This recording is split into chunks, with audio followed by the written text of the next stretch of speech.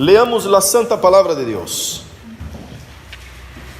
Y escribe al ángel de la iglesia en Tiatira, el Hijo de Dios, el que tiene ojos como llama de fuego y pies semejantes al bronce bruñido, dice esto: yo conozco tus obras y amor y fe y servicio y tu paciencia, y que tus obras postreras son más que las primeras. Pero tengo unas pocas cosas contra ti, que toleras es que esa mujer Jezabel, que se dice profetiza, enseñe y seduzca a mis siervos a fornicar y a comer cosas sacrificadas a los ídolos. Y le he dado tiempo para que se arrepienta, pero no quiere arrepentirse de su fornicación. He aquí, yo la arrojo en cama y en gran tribulación a los que con ella adulteran, si no se arrepienten de las obras de ella. Y a sus hijos heriré de muerte, y todas las iglesias sabrán que yo soy el que escudriña la mente y el corazón, y os daré a cada uno según vuestras obras. Pero a vosotros y a los demás que están en Tiatira, a cuantos no tienen esa doctrina y no han conocido lo que ellos llaman las profundidades de Satanás, yo os digo, no os impondré otra carga. Pero lo que tenéis, retenedlo hasta que yo venga. Al que venciere y guardare mis obras hasta el fin, yo le daré autoridad sobre las naciones, y las regirá con vara de hierro, y serán quebradas como vaso del alfarero, como yo también la he recibido de mi Padre. Y le daré la estrella de la mañana. El que tiene oído, oiga lo que el Espíritu dice a las iglesias. Querido Espíritu Santo de Dios, Padre de nuestro Señor Jesucristo, nosotros a ti clamamos, porque esta mañana necesitamos de tu inspiración, necesitamos de tu palabra siendo ministrada en nuestro corazón, necesitamos que tú hables a esta iglesia como hablaste a la iglesia de Tiatira, Señor, con el mismo poder, con el mismo espíritu, con la misma fuerza. Ministra a nosotros, ayúdenos, enséñanos, exhórtenos, corríjanos, apunte, señala nuestros errores, nuestros defectos, para que podamos ser admonestados por ti y sermos disciplinados en amor por tu palabra, para que podamos crecer saludables en el nombre de Jesucristo. Danos un corazón que aprenda, un corazón enseñable en el nombre de Jesucristo. Abra las mentes y los corazones para recibir tu santa palabra, que tú crezcas y que yo mengüe en nombre de Jesús. Aleluya. Pueden tomar sus asientos, iglesia. Aleluya. Estamos delante de una carta escribida a la iglesia de Tiatira. Es escrita. Es la iglesia más chica y más quizá insignificante de todas las 7 iglesias. Pero es la carta más extensa, más larga que tenemos entre las 7 cartas de las iglesias Apocalipsis. Y vemos un trasfondo acá que quiero rápidamente contarles, un trasfondo de la historia de la ciudad, para que usted se ubique en el contexto del mensaje. La ciudad de Tiatira era una ciudad muy idólatra, como Pérgamo también, como Esmirna. Pero la ciudad de Tiatira, obviamente que Pérgamo tenía un trono de Satanás, y acá la palabra de Dios dice que la ciudad de Tiatira tenía un lugar en donde la gente, no un lugar, sino que una enseñanza en donde llevaba a la gente a conocer las profundidades de Satanás. Era la doctrina de Jezabel. Pero el trasfondo de la ciudad de Tiatira era una ciudad que era un paso para la capital Pérgamo, que era la capital de Asia Menor.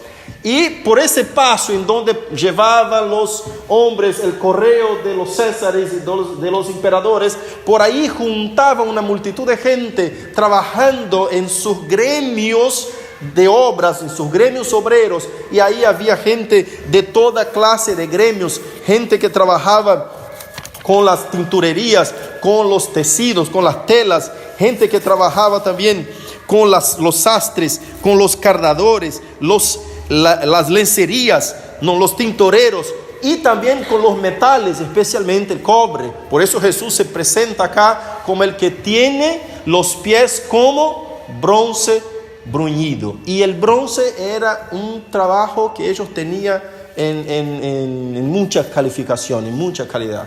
Hacían ese trabajo ahí. Y todos esos gremios rendían culto a los dioses de Tiatira, de esta ciudad. Era una ciudad tan idólatra que estaba Zeus, estaba Apolo, que era el dios sol, y estaba Cera, estaban varios dioses a quien ellos rendían culto. Y los cristianos que trabajaban en esos gremios, que tenían alguna de esa profesión, tenían que vincularse a esos gremios.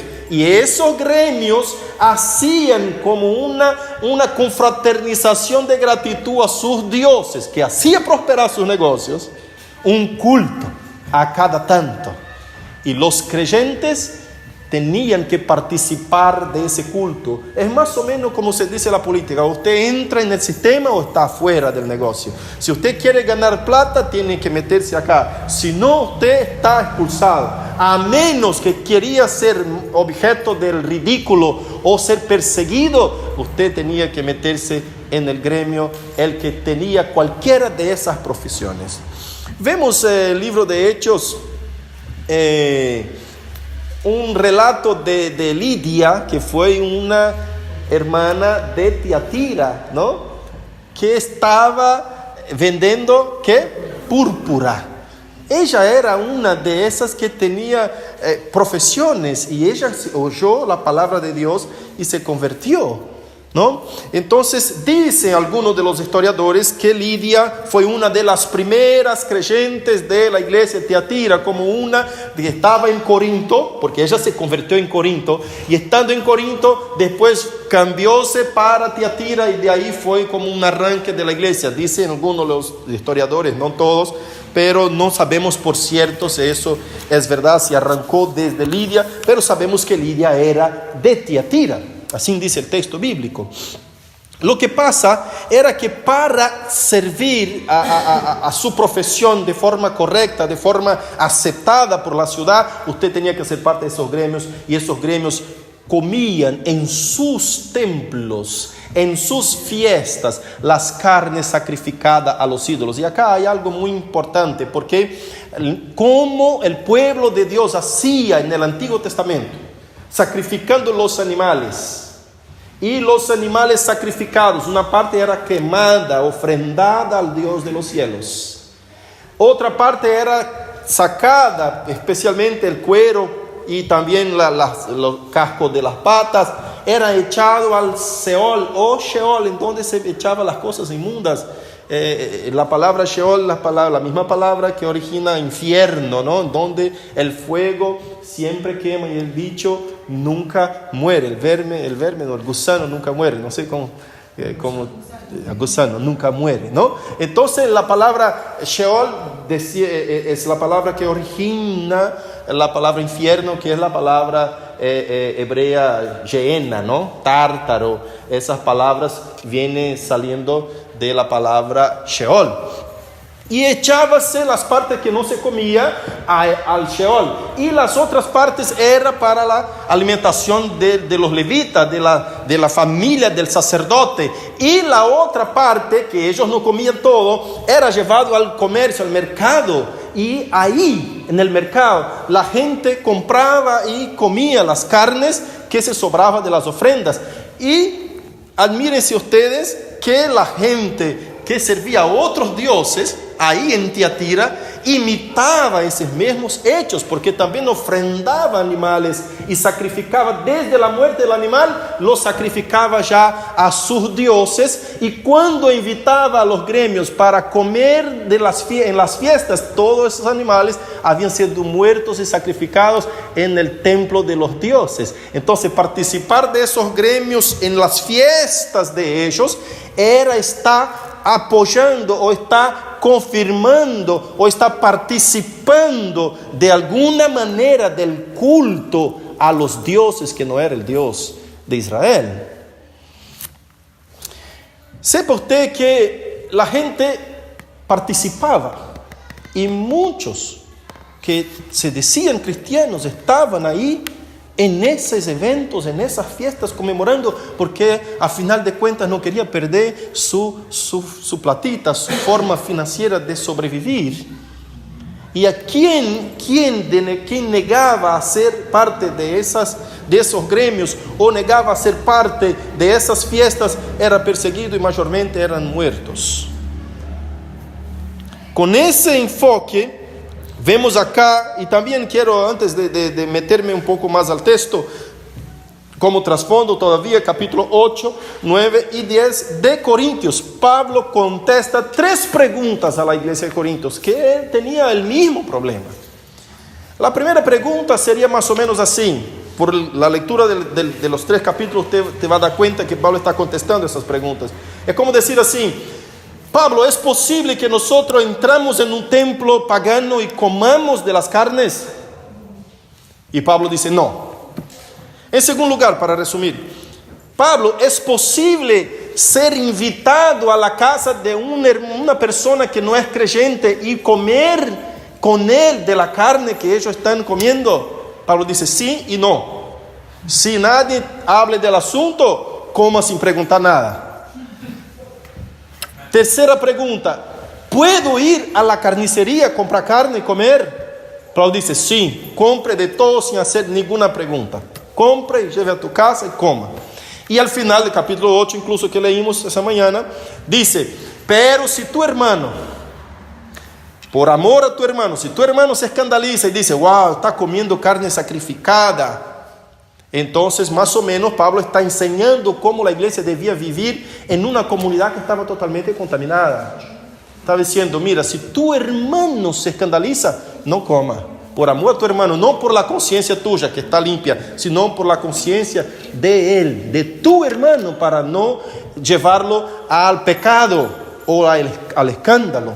Entonces, ¿qué era que estaba arreglando Pablo? Estaba diciendo: y vivimos en medio a un grupo de personas que todo acá es sacrificado, que todo. Entonces, si nosotros vamos a separarnos totalmente de todas las cosas, preguntando lo que es, entonces tampoco en esa generación nosotros podemos vivir comprando de las personas que venden cualquier otra clase de productos. Usted no podría quizás tener tu auto porque el auto es de un ateo que no conoce a Dios y lo hace sin ofrendarlo al Señor, tanto su trabajo, su vida o cualquier otra cosa, y por ahí usted no sabe si está poniendo algún sacrificio. Hay otros autos ahí que tiene como el cebú, no el cebú, el cabrito ahí enfrente. Hay el apo que tiene la manzanilla, el sello del pecado. Hay todo eso, usted no puede participar de nada. Entonces sería salir del mundo, montar monasterios, como fue en la mitad del siglo XV, monasterios, y vivir isoladamente. Y ahí nacen otros problemas, porque ahí nosotros no estamos afectando a la comunidad, no estamos llevando el evangelio a la comunidad, no estamos siendo luz a la comunidad, sino que estamos apartándonos de la comunidad, alejándonos de la comunidad para vivir nuestras vidas alejadas de ellos, diciendo: somos puros, ustedes son impuros. Y Pablo ahí corrige ese problema en la iglesia. Dice: viva en santidad en medio de esta gente, porque el que es puro no puede ser contaminado por el impuro. Tú eres puro y tu conciencia, aunque ellos digan que hay otro Dios, sabemos que no hay ningún Dios y que el único Dios es el Dios de los cielos, es el Dios de Israel, así que compra y come porque fue Dios el mismo que hizo la vaca. Más o menos eso. Y Pablo corrige la iglesia, enseña, pero ojo, Pablo no está diciendo para comer cosas sacrificadas a ídolos como estando entregándose a los ídolos. No. Está corrigiendo a la iglesia, instruyendo a la iglesia cómo vivir en una comunidad que está corrompida. Al contrario de lo que está escrito en la carta de Tiatira. En primer lugar, Cristo se presenta como el Hijo de Dios, el que tiene ojos como llama de fuego y pies semejantes al bronce bruñido. Dice esto: yo conozco tus obras y tu amor y tu fe y tu servicio, aleluya, obras con amor, fe y servicio. El amor está manifestado desde tú a tu próximo, desde tu corazón. Es un actuar visible el amor. El amor es imposible que exista de forma invisible como la fe. La fe existe de forma invisible, pero es manifestada de forma visible. La fe está en tu corazón. Nadie puede decir que usted no tenga fe o usted no tiene manera de presentarte con fe a alguien. Por eso entró en la iglesia de Tiatira gente que se decía convertido y como decir, nunca fue convertido. Ingresaron, porque acá hay un reto del Señor, y vuelvo a decir que el Señor está retando al pastor y conjuntamente a toda la iglesia, porque el Señor está diciendo que estaba dentro de la iglesia una mujer por nombre de Jezabel. Obviamente que ese nombre es apenas una comparación a la historia del Antiguo Testamento, Segunda de Reyes capítulo 9, para comparar qué clase, identificar qué clase de obras esta mujer estaba haciendo en la iglesia de Tiatira. Hay algunos que dicen que esa mujer realmente era una mujer, otros dicen que no, que puede ser cualquier número de personas o una persona o alguien que esté enseñando, engañando, seduciendo y enseñando en la iglesia.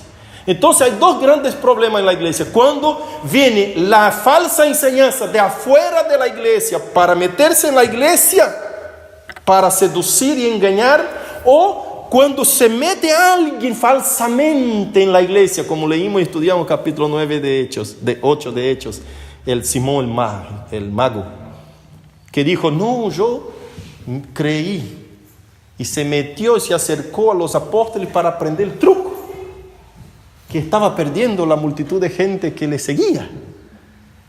Entonces hay aquellos que entran falsamente en la iglesia. Una cosa es la doctrina falsa venida de afuera, cuando viene otro de afuera intentando enseñar malas doctrinas y mala enseñanza a la iglesia. Y otra cosa es cuando penetra en la iglesia como cizaña, pareciendo trigo, pero no es, pareciendo oveja, pero es lobo, y entra en la iglesia y dentro de la iglesia empieza a enseñar. Y lo que Jesucristo está retando al pastor es diciendo, usted está bien, pero está tolerando a esa mujer, Jezabel, no solamente a engañar y seducir, sino que a enseñar. Mira, una cosa es cuando Dios dice, usted está con la falsa enseñanza. Y Dios no tenía ese reto contra el pastor de Tiatira, contra el ángel de Tiatira, contra la iglesia de Tiatira. No tenía. Dijo en el inicio de los versículos, dice, yo conozco tus obras, amor, fe y servicio. Ahí viene la fe demostrada por el servicio. Las obras son frutos, es como el resultado de los frutos resulta en obras. Resultado de los frutos de Gálatas 5, 22 adelante. Pero las obras, los frutos del Espíritu son amor, paz, longanimidad, bondad, benignidad, dominio propio, mansedumbre, templanza. Contra esas cosas no hay ley. Resulta que cuando hay esos frutos en uno, es imposible que alguien no vaya al árbol y saque un buen fruto y lo coma. Es imposible que las obras no sean vistas. Por eso dijo, y tu servicio. Y tu servicio. Pero llegando acá un poco más adelante dice, yo conozco tus obras y todo eso es maravilloso. Y tu paciencia. La paciencia es la capacidad de estar tranquilo alrededor de ser sacudido por la tempestad. Mientras alrededor está una tormenta terrible. Eso es la paciencia. La paciencia no como está ahí, no, sino que soportar las luchas, las peleas, las dificultades, tener esperanza de que Dios te va a rescatar de ese lugar de lucha, de tormento. Tranquilamente. Eso es la paciencia que el texto se refiere. Y él dice, yo con ustedes estoy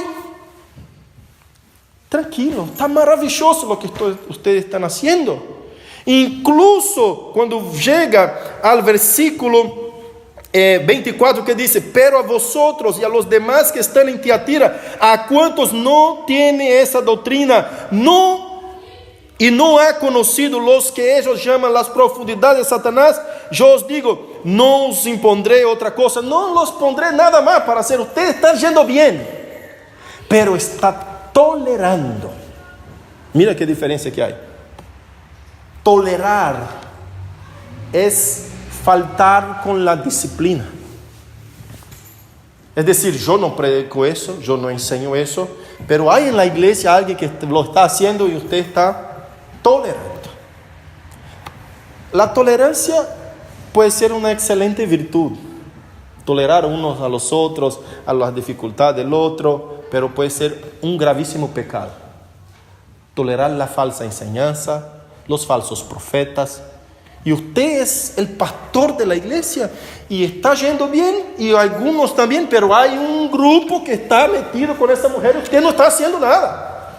Estás tolerando sin la disciplina, y Dios dice lo que va a hacer con esta mujer. Yo ya leí el libro, el capítulo 9 de Segunda de Reyes, para que usted comprenda qué clase de obras hacía Jezabel. Jezabel se casó con Acab. Versículo 20, ¿no? Que dice, pero tengo unas pocas cosas que toleras, que esa mujer Jezabel, que se dice profetiza, enseña. Ella se casó ahí, haciendo un paralelo con Segunda de Reyes. Ella se casó con Acab. Es más para identificar, obviamente no está hablando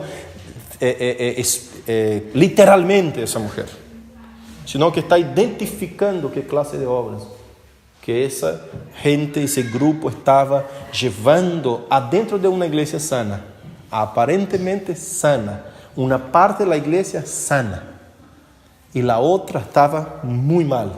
Pero no estaba muy mal porque había gente desviada, había gente falsamente cristiana, y uno apenas, o un grupito apenas, que leí como una manzana podrida, una naranja podrida ahí, poniendo a perder todas las demás naranjas del canasto. Estaba así la iglesia de Tiatira. Y Dios dijo, a ustedes que están siendo fieles, no les voy a poner ninguna carga más, sigan así, guardar lo que tienen, retenerlo, y hasta que yo venga, y yo les daré la estrella de la mañana, que es el mismo Jesucristo. Entonces, Él está ahí enseñando y corrigiendo que esa mujer estaba enseñando. Esa mujer, como un paralelo del Antiguo Testamento, volviendo acá al raciocinio, sabemos que ella casó con Acab, convenció a Acab a poner templos de Baal juntamente con los templos de Dios. Ella no dijo, vamos a destruir los templos. No. Ella dijo, está bien, sigan sirviendo a los dioses de ustedes, pero ponga un templo para mi Dios acá. Ahí está. Y después de eso, fue seduciendo al pueblo de Israel para adorar su mismo Dios. Y logró. Y persiguió a los profetas de Dios. Persiguió a los que hablaban la verdad y los mató, para que la mentira de ella prevaleciera.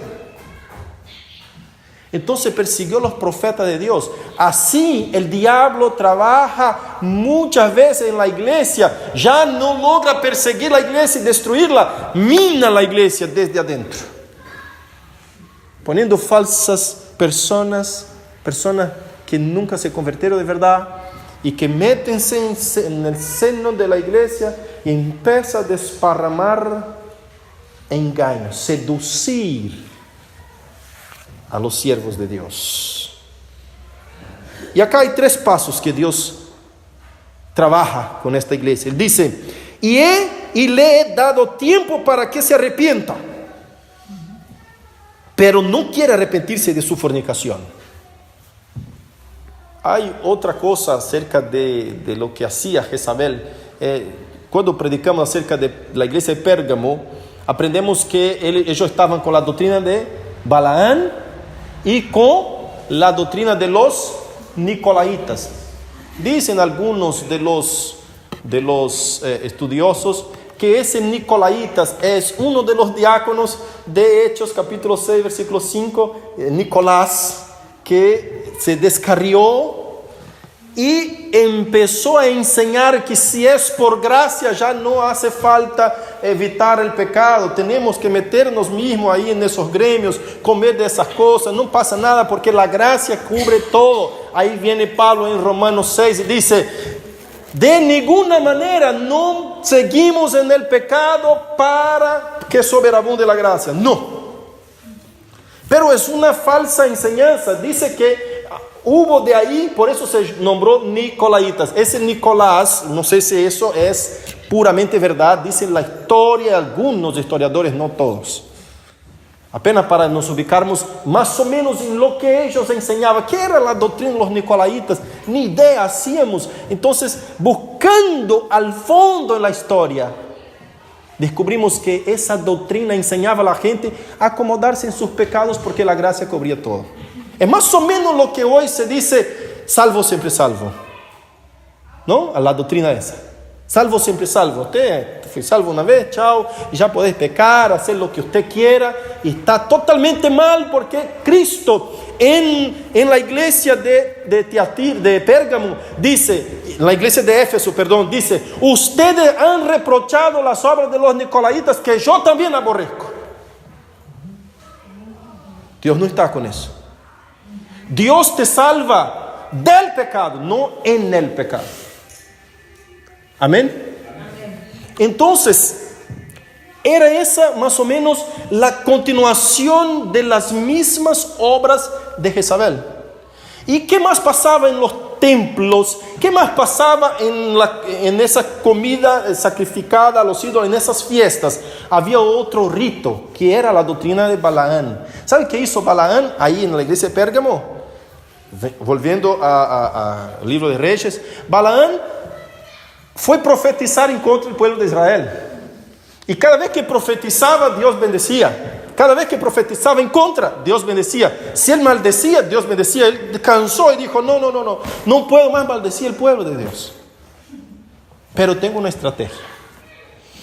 Usted, Balac, toma las mejores mujeres que usted tiene y las pone para tener ahí relaciones y para seducir al pueblo de Israel. ¿Sabe qué va a pasar? Ellos van a tomar pasión por esas mujeres y ellas le van a llevar al templo de tu Dios.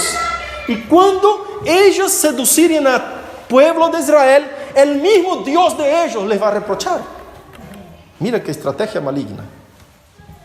Y fue lo que funcionó. Dios mismo se levantó en contra de su pueblo. Lo que pasa en la iglesia de Pérgamo con la doctrina de Balaán era eso, y con la doctrina de los Nicolaitas era eso. Por un lado podía tener la inmoralidad sexual, porque había una enseñanza sobre la fertilización se dice, fertilidad, la fertilización de la tierra para que produjera muchos frutos. Había un ritual que para que eso pasara, había un ritual que la gente tenía que tener relaciones sexuales mientras estaba cultuando a sus dioses, en conmemoración a esa fertilización. Así fertilizaba a las mujeres, simbolizando la fertilidad de la tierra. Por eso el versículo 23 Dios dice, y sus hijos heriré de muerte. Porque las prostitutas mayormente tenían muchos hijos por causa de esa fertilización, de ese símbolo. Era parte del rito. del rito. Ahora escucha, hermanos, el versículo 21, cuando yo dice que hay 3 pasos que el Señor trabaja con esta iglesia, dice, le he dado tiempo para que se arrepienta, pero no quiere arrepentirse de su fornicación. Primer lugar, el Señor le da tiempo. El Señor le da oportunidad de arrepentimiento. A todos nosotros, a cualquiera. El Señor no quiere la muerte del que muere, dice la Biblia. El Señor no se goza en la muerte del impío. Entonces el Señor da la oportunidad para que se arrepienta. A todo el mundo tiene la oportunidad de arrepentirse.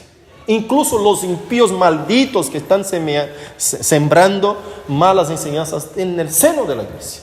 El Señor le está dando la oportunidad que se arrepienta.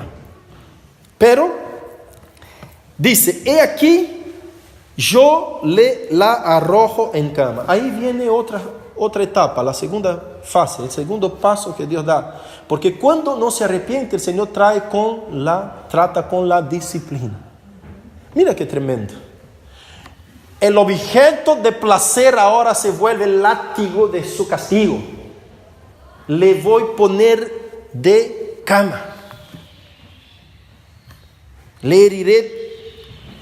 Le arrojo en cama y en gran tribulación a los que con ella adulteran. No solo a ella, sino que a todos que con ella adulteran. Si no se arrepienten de las obras de ella. Acá el Señor está retando fuerte. Primero, el Señor te llama, te invita, te da la oportunidad de arrepentimiento. En segundo lugar, el Señor te da disciplina, te causa incluso dolor, te pone un castigo para que usted aprenda la disciplina. Venga por forma quizás difícil, dura.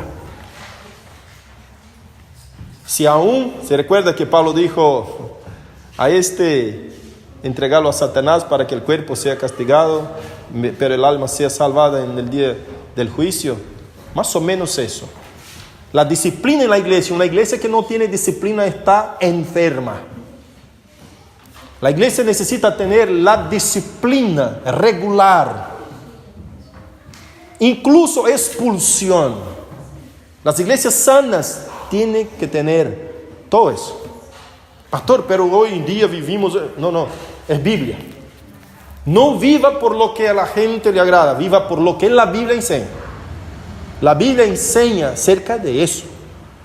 Pablo está hablando a Alejandro Latuero que tenía que echar, ni siquiera era para estar en comunión con él, hermano. Y la gente, qué maldad, que la iglesia es esa. No, hermanos. Ese reto de Dios para con el pastor está diciendo, usted está, ¿qué? Usted está aprobando las obras de esa mujer. Usted está tolerando eso. Tolerando. Échala. Echa de la iglesia. Expulse de la iglesia esa mala enseñanza. Porque si no, yo voy a herir y le voy a arrojar de cama a todos que con ella fornican. Y a sus hijos heriré de muerte. Antes del juicio, el Señor te invita, te disciplina, después viene el juicio. Y acá no está hablando del juicio final de la segunda venida de Cristo. Acá está hablando de una condenación, de una exterminación. Acá está hablando de la exterminación de los hijos. Y todas las iglesias sabrán que yo soy el que escudriña la mente y el corazón. Y acá volvamos al versículo inicial 18, que dice, yo soy aquel que tiene los ojos como llama de fuego. Y esos ojos de llama de fuego tienen que ver con todo el sentido de su mensaje, que él al final dice, el que escudriña. Delante de mis ojos nada puede ser oculto. Yo conozco cada uno que se fornica con esa mujer, que sigue sus enseñanzas, que están ahí falsamente frente a su pastor diciendo está todo bien, pero por detrás está con Jezabel, la que mata a los profetas de Dios, los que dicen la verdad, y está sembrando la mentira y el engaño. Yo conozco, escudriña la mente y el corazón, y os daré a cada uno según vuestras obras. Pero vosotros y a los demás que están en Tiatira, a cuantos no tienen esa doctrina y no han conocido los que ellos llaman de profundidad de Satanás. ¿Qué es eso, pastor? Las profundidades de Satanás. Era la enseñanza de Jezabel. Jezabel enseñaba más o menos eso. Usted no puede pelear en contra de tu enemigo sin no conocer el enemigo. Es una de las estrategias de Sun Tzu, el arte de la guerra. Si usted nunca ha leído este libreto, es interesante, porque son todas recomendaciones malignas para vencer una guerra. Y dice, si usted no puede con tu enemigo, júntate a él, ¿no? Usted no puede vencer tu enemigo sin antes meterte y penetrar ante él. De ahí nacen las ideas del espión, del espionaje. Meta ahí, conozca, mina su tierra. Conozca a tu enemigo. Esa era más o menos la doctrina y la enseñanza de Jezabel. Usted no puede ir en contra de la fornicación, la prostitución, si usted no conoce qué es la prostitución. Sos muy puro. ¿Cómo va a pelear en contra del pecado si nunca conociste el pecado? Es impresionante. Y ustedes van a quedar más impresionados todavía si te preguntase cómo que Dios conoce y pelea en contra del pecado, si Él no ha pecado nunca. Bajo esa enseñanza, Dios no podía ser en contra del pecado, porque Dios no tiene ningún pecado. Pero esa enseñanza está maligna, es malísima, porque está conduciendo al pueblo de Dios a participar de las idolatrías, de la fornicación, de comer las cosas sacrificadas a los ídolos. ¿Y de qué manera estamos haciendo eso hoy? Quizás para que mi negocio vaya bien, yo tengo que meterme ahí, pastor, si no, la gente me echa. No tengo competencia, condición de competir con los demás si yo no hago así o asado. Quizá por ahí Dios sabe que mi corazón no está en estas cosas, pastor. Entonces doy una escapadita ahí, estaré ahí, pero no pasa nada. No estoy negando a Cristo. Yo estoy apenas participando de una comida sacrificada. Pero mi corazón está puro. Ya he dicho muchas veces que por mucho menos murieron los mártires. Y a veces nosotros estamos vendiendo nuestra fe, nuestra conducta, nuestra santidad por cosas muy pequeñas. No vale la pena, hermanos. No vale la pena, iglesia. A veces por una mentirita o por una cosita de nada, ¿no? A veces no estás viendo nada, nadie te está viendo, entonces por ahí, total, es apenas un virome. Le meten en el bolsillo y por un virome vendiste tu fidelidad, tu integridad al diablo. No vale la pena. Una de las estrategias del diablo, que está también en el libro de Maquiavelo, El Príncipe, es: cada persona tiene su precio. Si usted no es comprado por 50,000 pesos, yo te ofrezco 500,000. Por 500,000 no va, ese tiene 1 millón de plata, ese para comprarlo, 1 billón te ofrezco. Esa es la idea del diablo. Si no puedo minar la iglesia a través de las doctrinas de Balaán, yo meto los nicolaitas diciendo: no, usted puede hacer todo, que ya está salvado. Si no puedo minarlo a través de eso, yo meto ahí adentro una mala enseñanza, una cosa que le gusta escuchar, y la gente le va a encantar escuchar esas cosas, y van a estar tan apasionados con esa cosa que no van a cuidar de su vida espiritual, y el mismo Dios va a venir en contra de ellos y los va a juzgar, porque ellos están hiriendo a Dios con sus pecados. Entonces el diablo tiene sus estrategias de actuar para quitar el poder de la iglesia. ¿Por qué le falta poder en la iglesia, pastor? Porque la gente está contaminándose con el pecado. Somos una generación de pecado. La gente no quiere más vivir en santidad. No quiere casarse como corresponde casar y vivir una vida ejemplar. tiene relaciones sexuales con el padre, con la hija. Y por ahí yo conocía ya en San Pedro un grupo de personas que tenían 4 hijos del padre. No sabía si era el padre, si era el abuelo. El padre violó la hija y tuvo 4 hijos con la hija. La sangre de Cristo, qué generación de pecado vivimos. Y está todo bien, está ahí, está todo bien, está todo bien. Y la gente le dice, está todo bien. Uno vive con una mujer acá, otra allá, y otro está con su pareja, con su esposa, pero ya no soy mismo, no tenemos papel pasado, no tenemos nada en los documentos, entonces por ahí doy una escapada. Total, ya está más fácil separarse. Quieren vivir de cualquier manera y Cristo viene a ese pueblo y dice, ustedes están mal, arrepiéntate.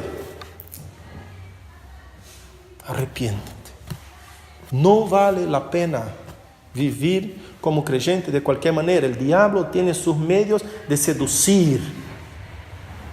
Ojo, iglesia, despiértate, no duermas. Estamos en tiempos difíciles y estamos en tiempos finales. El Señor Jesús viene pronto. No te asombres con eso. El Señor Jesús viene pronto. Es casi una herejía para algunos decir eso. Oh, pastor, el Señor Jesús viene pronto. Desde los apóstoles hay ese mensaje, pastor. Ya escuché uno diciendo, no, el Señor Jesús sabe cuándo viene. Cuando usted muere, ahí volvió Jesús para ti. Ya hay personas que enseñan así. No creen más en el regreso del Señor Jesucristo. Y juegan con la Biblia Sagrada. Juega con su vida, con su santidad, juega con la fe y no anda de acuerdo con Dios. Y se mete en el pecado y cada vez más la carne va a desear más el pecado.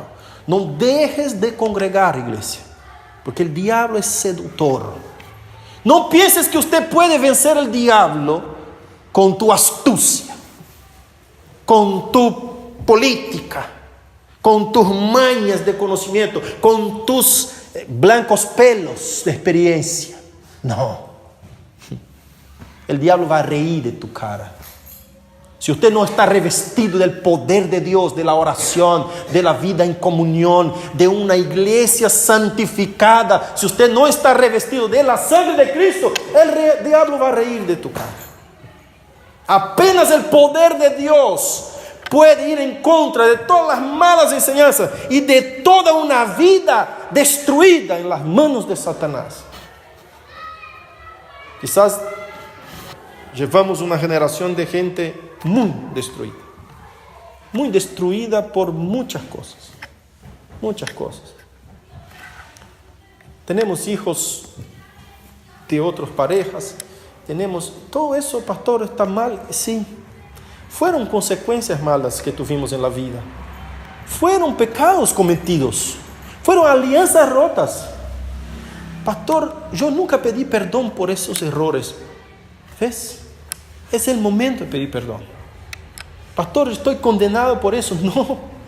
El Señor te da la oportunidad. Después el Señor te disciplina. La condenación y el juicio ven en tercer lugar. Entonces pasé por alianzas rotas, yo tuve divorcio, yo tuve hijos allá, yo tuve una vida fea, yo tuve una vida mala. Pero ¿cómo estás ahora? Tu corazón está dispuesto a aprender de Dios, a ser amonestado por el Señor y a arrepentirte y a decir, yo voy a seguir la palabra de Dios. No importa lo que diga el mundo, yo voy a seguir a la palabra del Señor. No importa si van a reír de mí, yo voy a casarme. Tengo 25 años viviendo juntos y nunca me puse de acuerdo. Porque es más fácil. Es así, hermano, no queremos compromiso, queremos vivir la facilidad de que el mundo nos presenta. El diablo viene con una bandeja y dice, servite, ¿qué querés? Yo quiero la facilidad de traer a mi esposa. Bueno, no te cases. Así por ahí, cualquier cosa, todo queda más fácil. Yo quiero la facilidad de qué sé yo, por ahí poder ir al baile una hora u otra. Bueno, vete a la iglesia esa te deja hacer todo. No disciplina, no, es una iglesia que no tiene disciplina, vete a ella. Esa no te va a causar nada. Ahí vas y la gente... No, yo quiero también, de vez en cuando, cometer un pecado, está ahí, viste que la carne es blanda, es débil y yo no sé. Bueno, no te vuelva miembro, así nunca va a ser disciplinado en la iglesia. Queda ahí en el banco y nunca te vuelva miembro. Así puedes pecar cuando usted quiera y nadie te va a retar porque vos no podés ser disciplinado. Puedes creer que el pastor te rete, pero no te puede disciplinar. Entonces no te vuelva miembro, no te convierta miembro. Queda ahí. Así puedes pecar cuando usted quiera. No tenga compromiso, está la bandeja de Satanás pasando ahí. No tenga compromiso con Dios. ¿Querés la doctrina de Balaam? Acá tengo. ¿Querés lo de los Nicolaitas? Estoy limpio, ahora puedo pecar cuanto quiero. Acá tengo.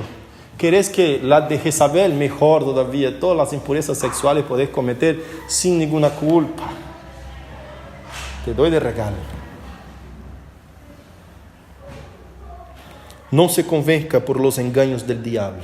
No se deje llevar por eso. En el nombre de Jesucristo.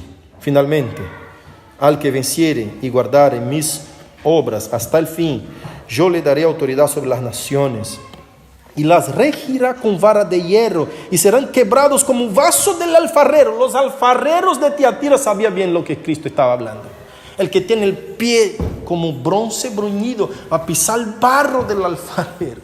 Nosotros vamos a juzgar las naciones, nosotros que sufrimos la persecución, nosotros que sufrimos la burla de los impíos, que ustedes reían y decían, ese pastor piensa que es así tan fácil, piensa que solamente por hacer eso y servir a Dios fielmente es posible que se salve. Todos esos que burlaban de nosotros, que reían de nosotros vamos a juzgarlos. Vamos a decir, está mal eso. A ver acá la palabra, Señor. Junto con Cristo. Él tiene el cetro de fierro, que va a despedazar las naciones como un barro. Y Él va a pisar con su pie de bronce bruñido, aplastando todo el que es en contra de la verdad de su autoridad. Y nosotros estaremos ahí. La iglesia redimida, sufrida, que pasó por todas las burlas y ha vencido, como yo también la he recibido de mi Padre. Versículo 28, y le daré la estrella de la mañana. El que tiene oído, oiga lo que el Espíritu dice a las iglesias. Y cierra siempre diciendo, el que tiene oído, oiga lo que el Espíritu dice a las iglesias. Amén. Es una advertencia final que está presente en todas las cartas de Apocalipsis.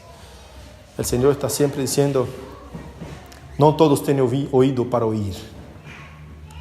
No todos pueden retener la enseñanza. No todos pueden retener la disciplina y aprender con ella y crecer y salir sanado con la disciplina. No todos. Pero el que tiene oído para oír, oiga. Amén.